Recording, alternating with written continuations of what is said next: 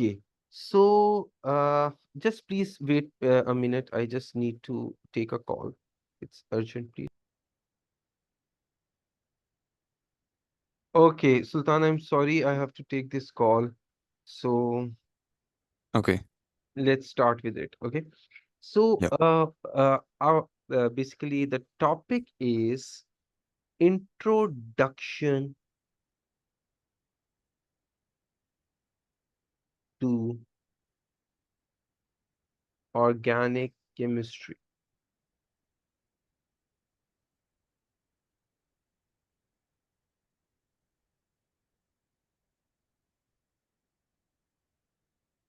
So first of all, what we mean by organic chemistry,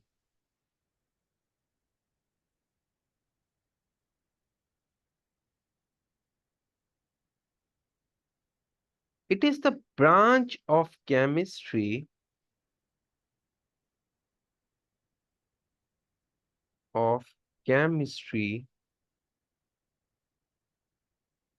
in which we study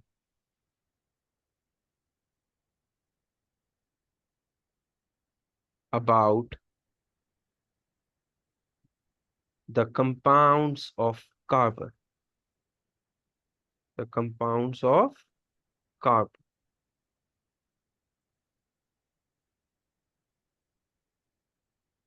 And then what we mean by organic compounds,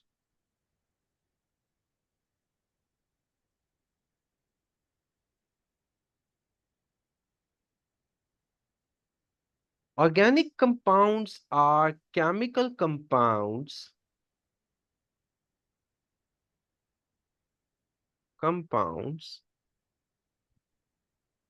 that contain carbon and hydrogen atom,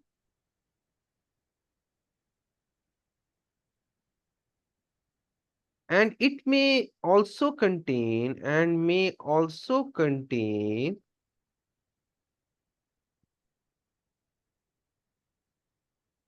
other elements as well, other elements like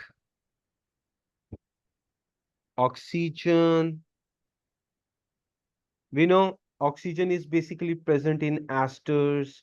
They are also present in carboxylic acid, or we will also be studying about the compounds of nitrogen. We know amine groups are present.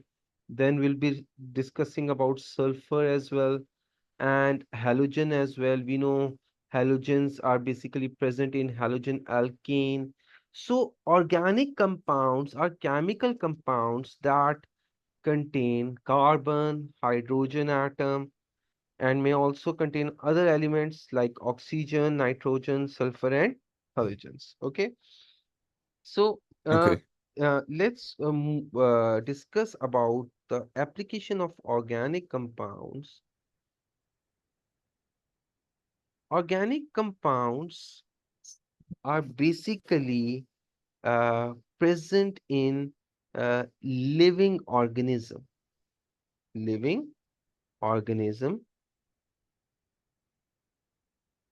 and we have seen the crude oil. Crude oil, they are also organic compounds, and how crude oil are made, we know that after plants, animals, they died, animal died, and under high pressure and temperature, they were converted into crude oil, died, and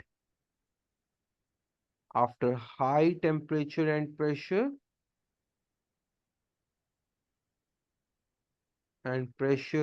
they were converted into crude oil, converted into crude oil. Okay, just Okay.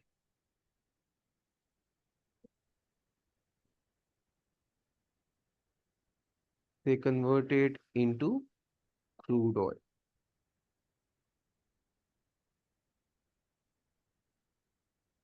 Okay.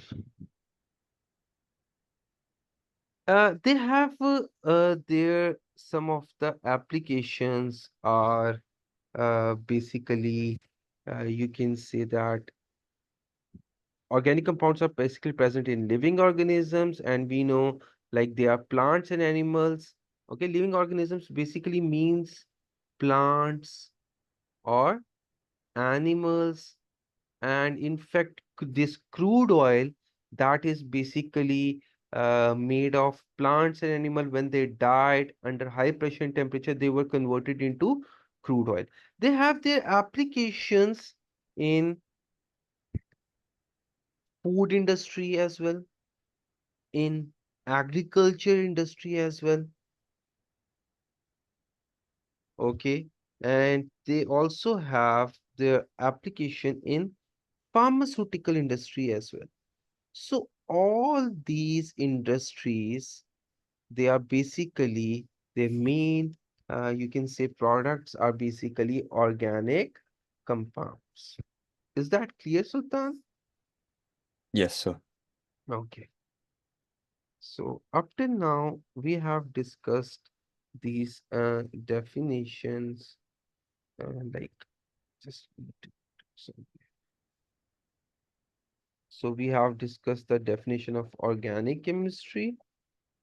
We have discussed the definition of organic compounds, and then we have also discussed their applications as well.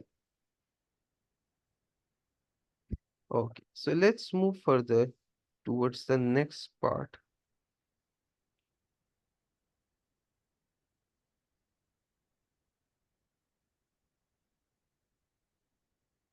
Okay. Mhm.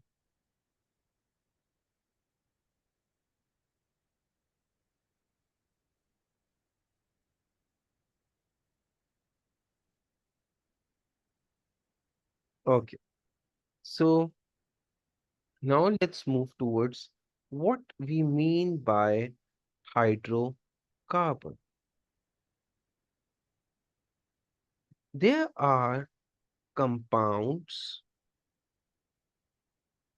that only contain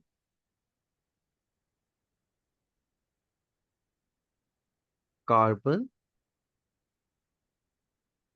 and hydrogen. Okay, so the compounds of carbon and hydrogen, they are basically called as hydrocarbons. Like for example, alkane, like for example, alkene. So alkane is like CH4. We know it basically consists of carbon and hydrogen. And alkene, we know it also consists of carbon and hydrogen. So they are basically called as hydrocarbon. Okay. So Okay. let's move further towards what we mean by functional group.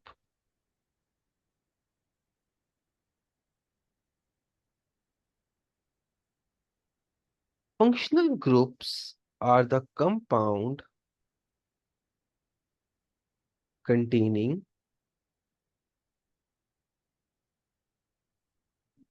specific group of atoms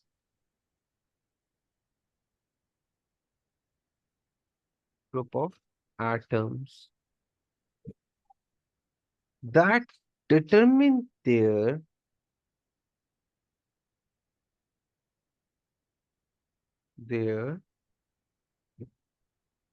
chemical properties. What we mean by this thing, like inorganic compounds, there are basically compounds, like for example, let's discuss about alcohol. It's ethanol C2H5OH. So this is basically the functional group that is present in alcohol. okay, that is present in alcohol. And you can also say that all alcohols would be having same chemical properties. They would be having same chemical properties as they would be having same functional group as they have same functional group. We can also say that it is basically the reactive part of a compound. Why all the compounds which are having OH group are having same chemical properties? The reason is quite simple, because their reactive part is same. This is basically their reactive part. Okay, this is basically their reactive part, and that is why they all would be having same functional group, as they would be having the same chemical properties. However, they would differ in their physical properties as well. We are going to study about that later as well. So let's discuss some of the functional group of different compounds. A little bit we can discuss about them. Like for example, we have carboxylic acid. And if we discuss about ethanoic acid, which is CH3, C double bond O dash OH. So basically in carboxylic acid, this is the functional group. And we can also say that it is the basically the reactive part of an element, of a compound, sorry, reactive part of compound.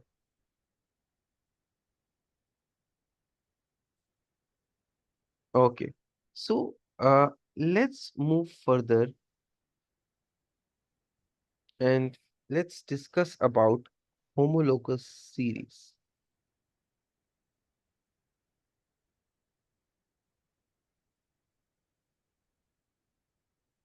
Homologous series is basically the group of organic compounds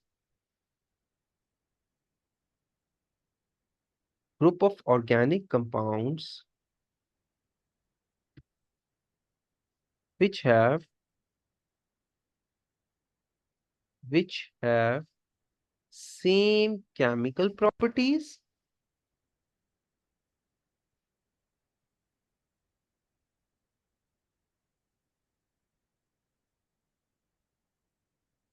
Okay, and because of that they would react in a same way,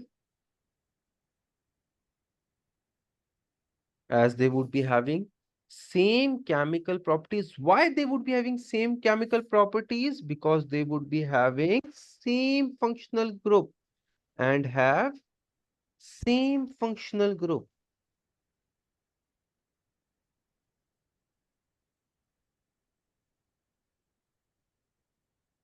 And we have different homologous series as well. And before going to discuss them, I would also like to mention this thing, that they would be having same chemical properties, they would be having same functional group, and there is one more thing that they would be having which is same, that is same general formula. Same general formula.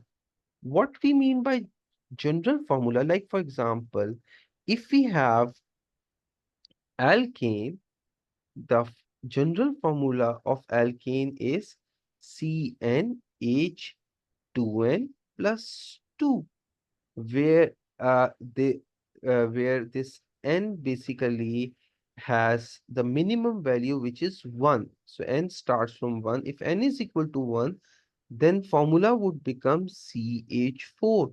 So this is basically methane. Okay. So in this way, we are basically going to have different homologous series. So first of all, they would be having same general formula.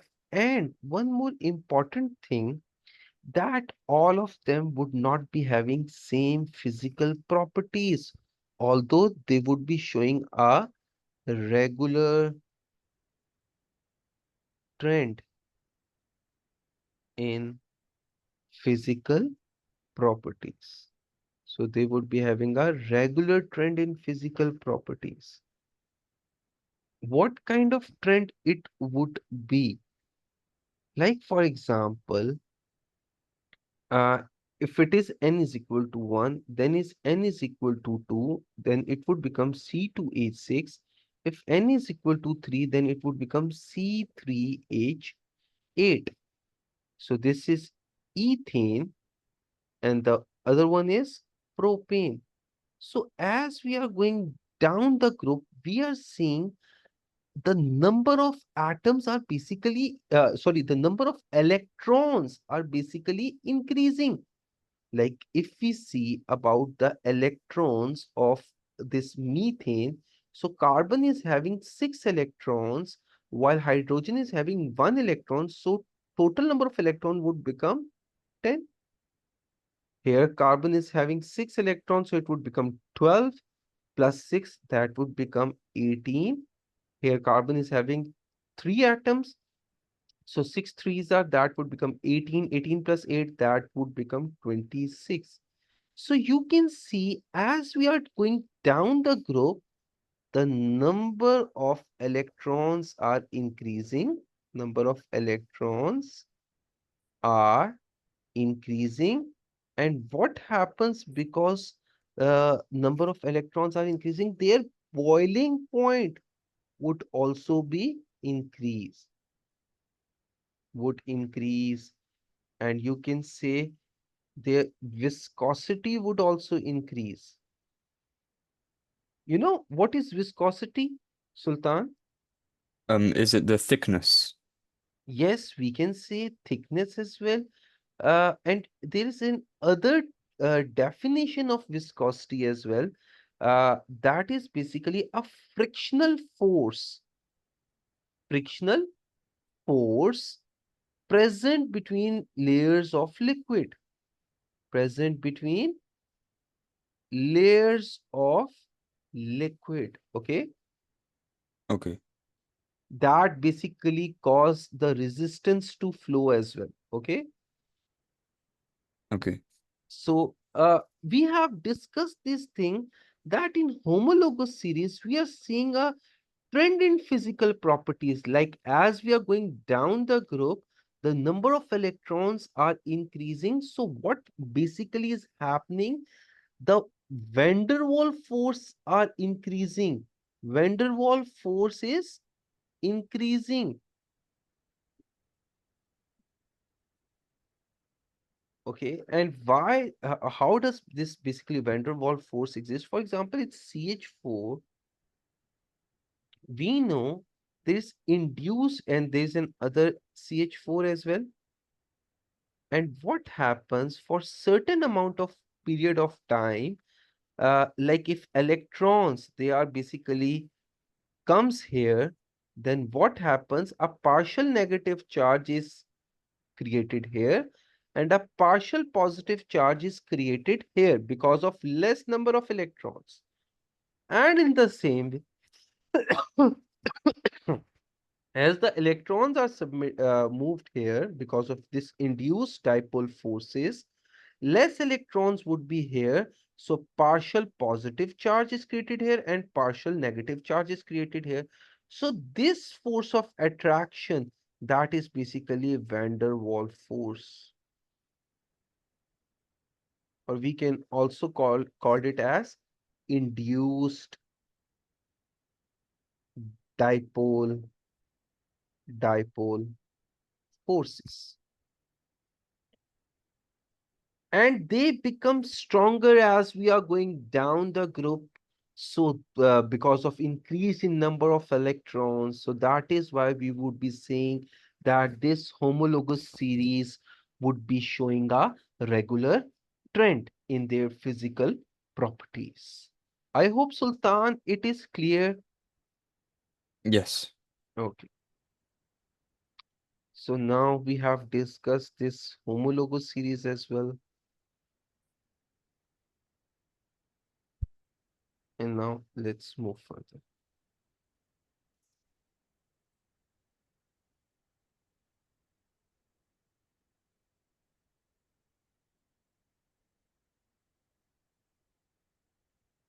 Okay. So now I just want to tell you that in our AS chemistry course, we are going to cover some homologous series, which are alkane, which are alkenes. These we are going to study in our AS chemistry. And then we have alkenes. Then we have halogen alkane.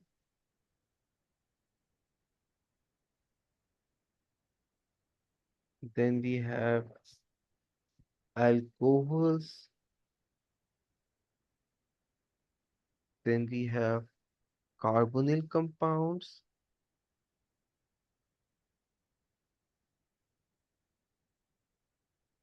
Then we have carboxylic acid.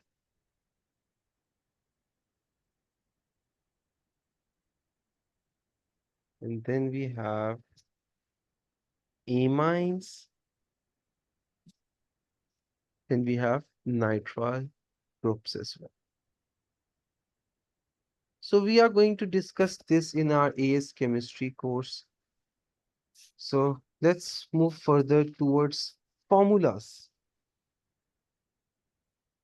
There are different formulas that we are going to discuss in our uh, organic compound.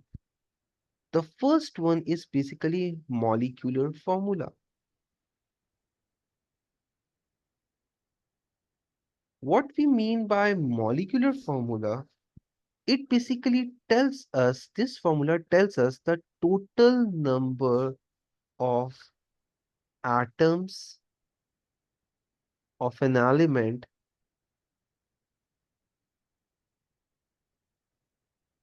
present in a compound, present in a compound.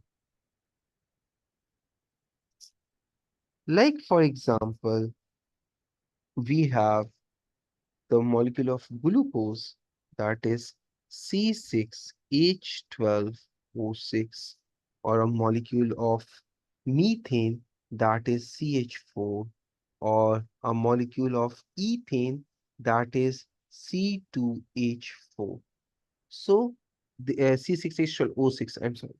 So now this is basically its molecular formula, and it tells the total number of atoms present in a compound. Like for example, glucose is having 6 carbon, 12 hydrogen and 6 oxygen. And this methane is having 1 carbon, 4 hydrogen. This ethene is having 2 carbon and 4 hydrogen. So let's discuss about the empirical formula.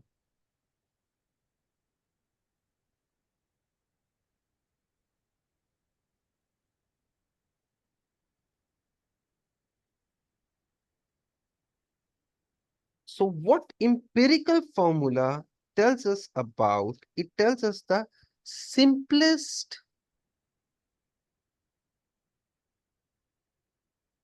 whole number ratio present between atoms of a compound.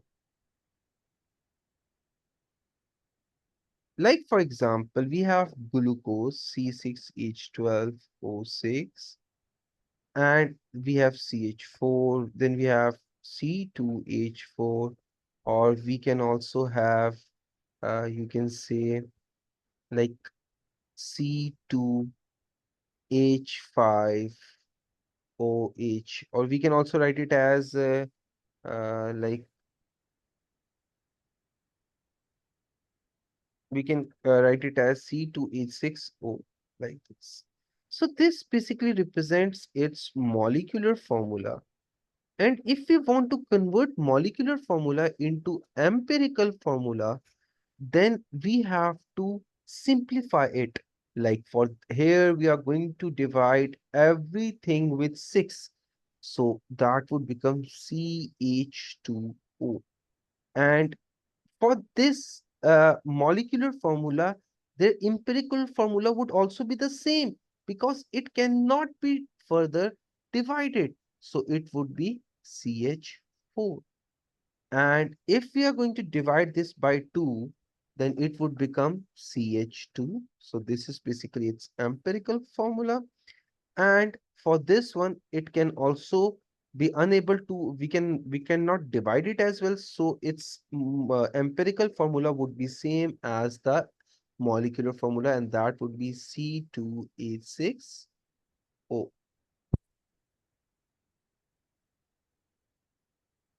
Okay, it's clear? Okay. Yes. Yes. So this is basically its empirical formula. So now let's move further towards full displayed formula.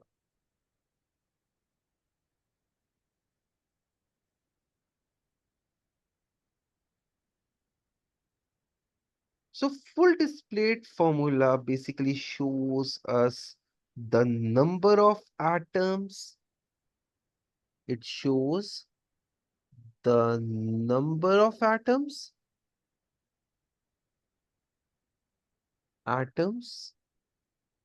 and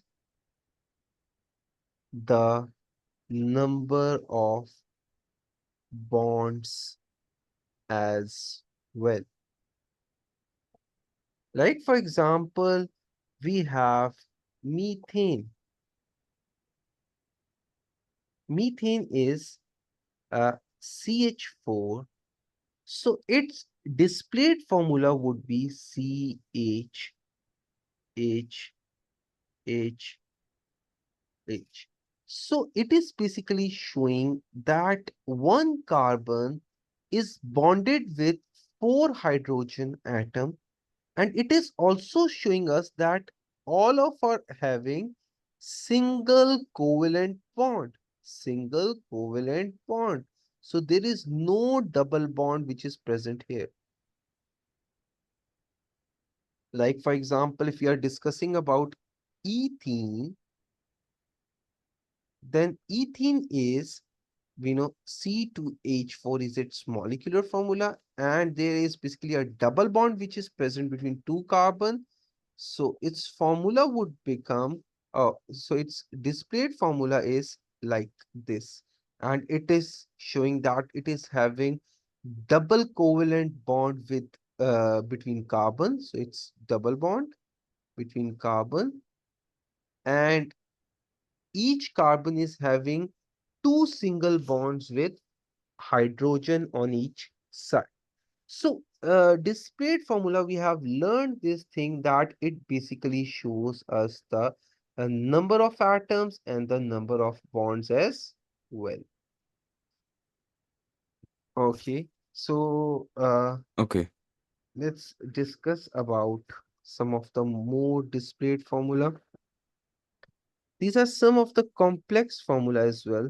Let's discuss them in detail. Like we have,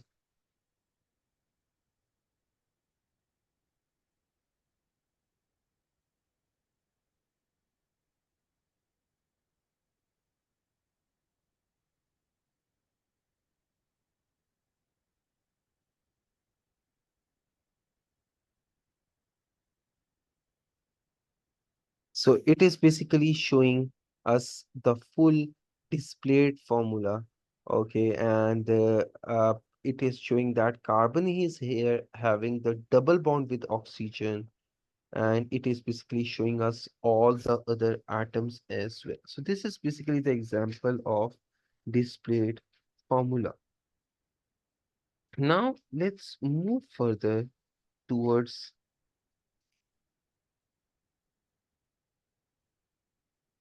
some of the examples as well.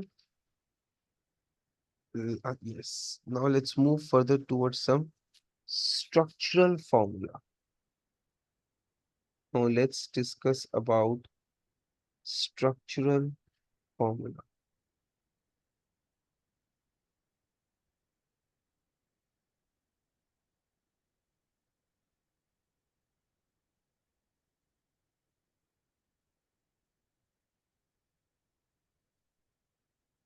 Structural formula is basically also called as condensed formula.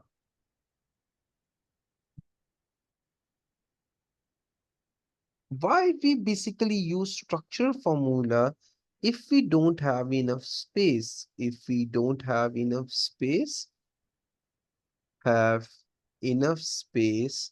So structural formula is considered to be the best one as it requires less space.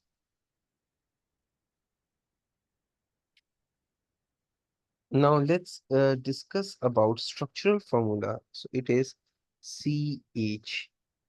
Now we are given with the displayed formula and then we are going to convert this one into structural formula.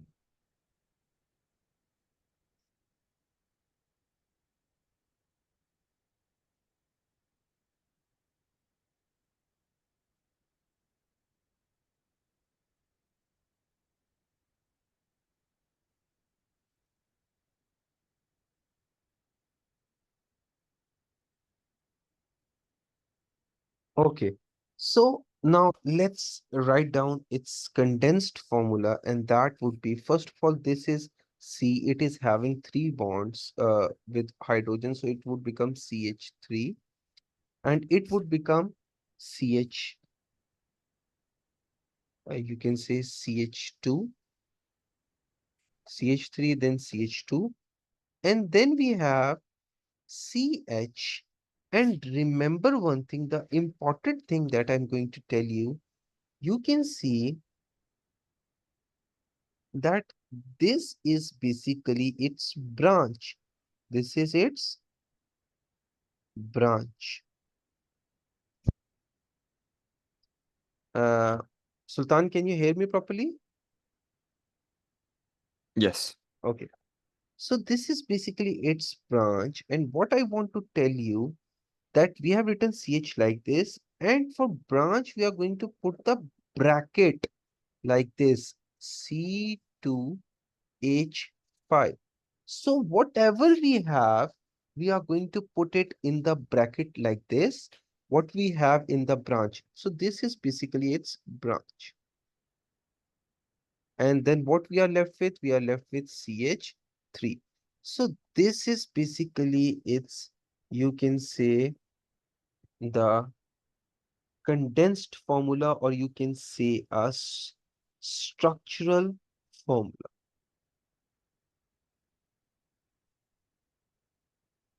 So let's move further and we have some more examples. So what's the definition for structural formula? You can say that structural formula is basically a condensed formula of, or you can say a squeezed formula for displayed formula. So this is basically a displaced formula, and we have written it in this form. Why we have written this form? Its benefits are that we won't be able to have like enough space. This formula doesn't require enough space. So there is no like any other form definition for that. Okay, we just need to Okay. remember this thing. Now let's move further and let's discuss one more example, and that is CH, and then we have HH.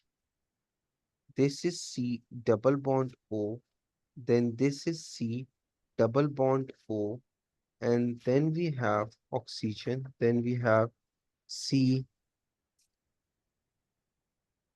H H, and then we have H. And then we have double bond here, which is CH like this. Okay, so let's write down its, uh, you can say condensed formula, and that would be CH3 because C123H3. Then we have carbon double bond O. We are going to write it as C1. O, carbon double bond O, we are going to write it as CO. This is oxygen, O.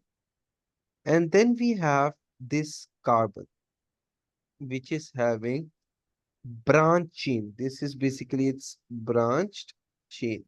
So it would become in bracket. That would be like CH3, like this. And then this double bond, we are going to show it in the display, this structural formula like this. And then we have remaining is CH2. Yes, Sultan, is that clear? Why did you write down the double bond? Uh, for double bond, which is basically present in the main chain. This is main chain. This is main chain. And we have to represent double bond which is present in main chain in this this structural formula. We have to show this double bond here. Is that clear? Because this Yes. basically is the functional group. We are not going to show that. That is fine. We can write it like this. But here we have to show the double bond, which is basically present in the main chain. Okay. So Okay. I'm going to send you the link once again, and then you are going to please join. Okay. After seven Okay. minutes, then we will proceed further. Okay.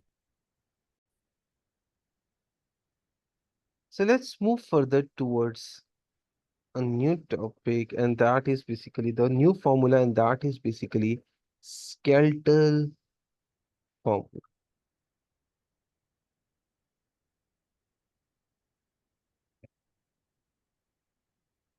In skeletal formula, there's only carbon-carbon bonds are shown. Along with it, with its functional group are also shown.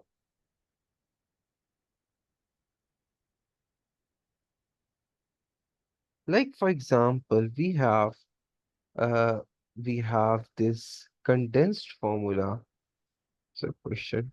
We have the condensed formula, and that is CH3, CH2, then CH2, CH2, and then we have CH3.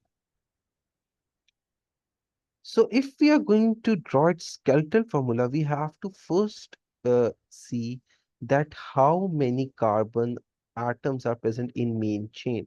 As we can see that there is no branch chain here, and how many carbon are there? One, two, three, four, and five. So the skeletal formula would be like this: one, two, three, four, and then five, like this. This place basically shows us that it is basically having, like it is having one bond here. So there must be having, this is carbon and it is having three hydrogen here. Okay. I'm just showing it to just like explain you that it is having three bonds at the corners, like three bonds here Yeah. as well, like hydrogen, hydrogen, hydrogen. As we know that carbon can make maximum four bonds. So one bond is here. Now, at this place, carbon is having two bonds already, one bond here, one bond here. So there must be only two hydrogen, like here or like here. Okay. Here in the same way, carbon is already made one bond here, one bond here. So there must be only two bonds here. So this would also be CH2. This would also be CH2. And this would also be CH2. I hope this point is clear to you. Yes. So let's move further and let's discuss about some of the other structures But as well. just one question. Yes, yes. When you're drawing the skeletal formula, you don't actually write the hydrogens, do you? Yes, we don't write hydrogen. We don't write hydrogen for that. Okay. Okay, So yes. how do you know how many hydrogens there are? Yes. This is a very important question. This is what I have explained you earlier. Like at this point, we know that carbon has already made one bond here. Carbon can make maximum how many bonds? Four. Like yes, four, because carbon is C612. It is having two in first shell and four in second shell. So it must need to have four bonds in order to complete its outermost shell. So if we consider this point here, carbon has already made one bond here. So in fact, it can only have three other bonds. So it makes three other bonds with other hydrogen like this. You can see this, please. Is this clear? Okay. Yeah. Yes. So here as well, if you see that one bond it has made here and one bond it has made here, so it can only make two bonds with two hydrogens. So that is why CH2 is here. And here as well, it has already made one bond here, one bond here. So it can only make two bonds with two hydrogen. So that is why CH2 is present here. Are you getting my point?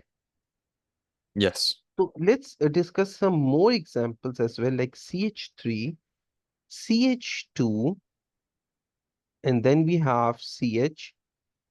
Here we have the branch chain, that is CH3. We have CH, CH2, and then we have CH3. These are basically present in branches, and CH double bond CH2. So first of all, this is our main chain. So how many carbons are basically present here? One, two, three, four, five, six. So I'm going to make a skeletal structure like this. One, two, three, four, five, and six. And remember this thing, we have double bond at this place. You can see at this place. So double bond would be at this place like this. So let's now discuss about the branch chains. You can see that we have a branch at third carbon. So it is basically present here. We are going to draw it like this. This place shows that there must be CH3 at this place. Now, one more important thing, we have like branch chain here as well. And I'm going to draw it like this. This represents CH2 and this represents CH3. Like this is CH2 here and CH3 here. So why we are saying that CH2 is here? Because carbon has already made one bond here and one bond here. So that is why it is showing that CH2 is present at this place and CH3 is present at this place. One more important thing that I want to tell you at this place, that branched, which is CH3, it cannot be put over here. It cannot be put over here. This would be wrong. Why? Because there are electrons which are present over here, electrons which are present over here, and they are going to have the repulsive effect here. Because we know same charges repel each other. So that is why this shape would be wrong. Is that clear, Sultan? So this is Yeah. basically, you can say the correct shape. This is the correct shape that we are going to show it here. Okay.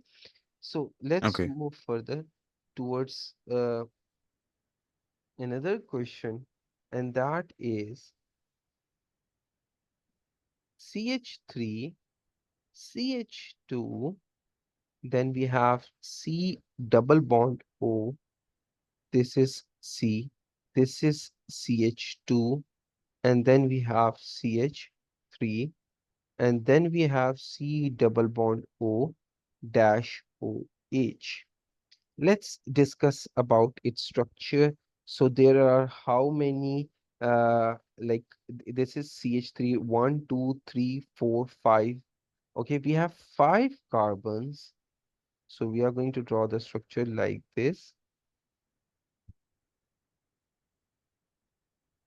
1, 2, 3, 4, and then we have five here. Now, let's uh, draw the branch chains. We have branch change at this point, which is carbon-carbon double bond, and we are going to put the double bond like this place. And now we know that there is a branch over here as well because of this carbon. So it is going to be like this. Okay. And we know that there is a double bond here. So it is going to be drawn like this. And this is OH. Is that clear, Sultan? Yes. Now let's move further and let's discuss about some of more structure as well. So we have this structure.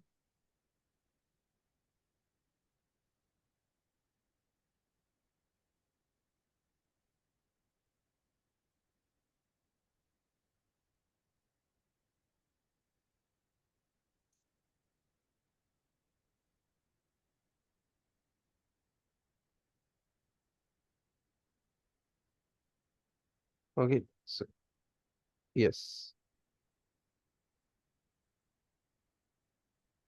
Okay, and then we have double bond here. It's hydrogen. So now let's draw its structure. One, two, three. Uh, so it would be like this. And then we have one, two. This is third carbon. And then we have this oxygen. We are going to draw this oxygen like this.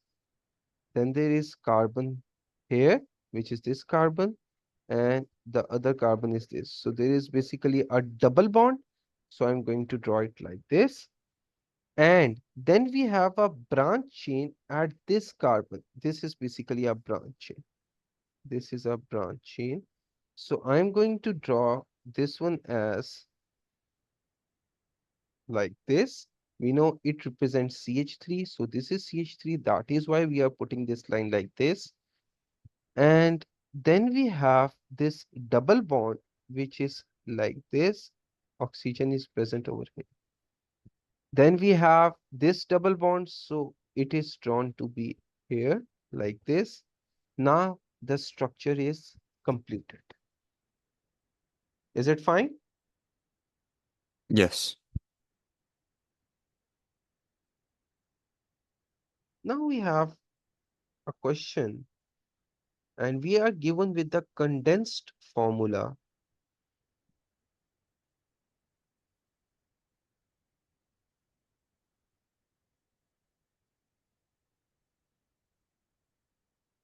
Okay. So first of all, let's draw its structural formula, and that is basically carbon CH3, CH3, CH3, CH3, and then we have this carbon, which is hydrogen, hydrogen, carbon, hydrogen, hydrogen, and then we have OH. There might be a question you can ask me, sir, how do you know that carbon is having these things in their branch?